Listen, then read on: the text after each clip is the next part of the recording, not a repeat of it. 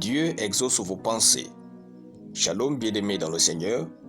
Notre méditation du jour s'intitule « Dieu exauce vos pensées ». Nous tirons notre texte dans Éphésiens chapitre 3, le verset 20, qui nous dit ceci. « Or, à celui qui peut faire, par la puissance qui agit en nous, infiniment au-delà de tout ce que nous demandons ou pensons. » Alléluia. Nos pensées sont des paroles audibles dans le monde spirituel.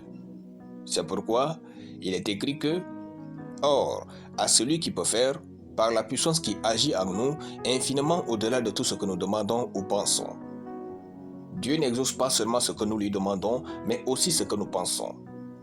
Dire Amen à la fin d'une prière ne signifie pas que la prière est terminée. Dire Amen à la fin d'une prière signifie seulement que je suis d'accord avec tout ce que je viens de dire en ton nom. Nos pensées sont donc une suite logique de nos prières.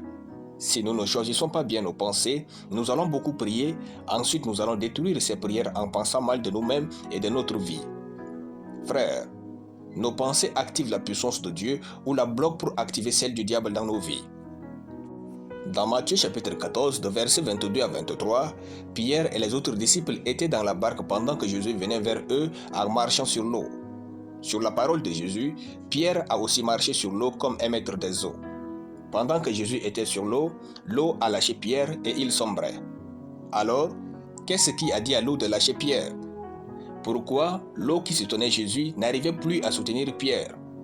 Pourquoi subitement la gravité a lâché Pierre? Est-ce que l'eau avait l'essence pour préférer Jésus à Pierre? Non. Maintenant, Pierre a-t-il sombré parce que les démons l'ont attaqué? Non.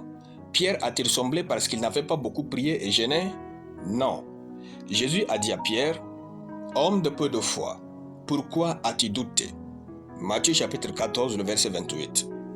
Le doute est une pensée humaine négative et l'eau a répondu au doute de Pierre. Nos pensées activent la puissance divine ou la puissance destructrice dans nos vies.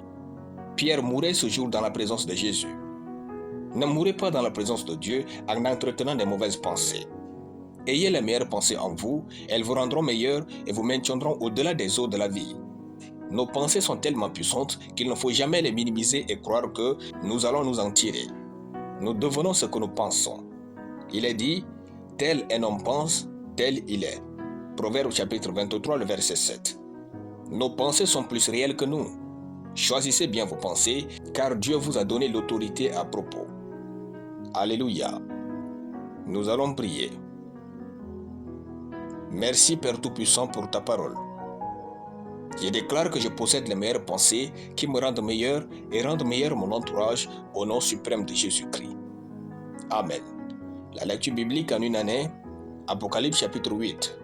Soyez bénis, c'était le pain du ciel.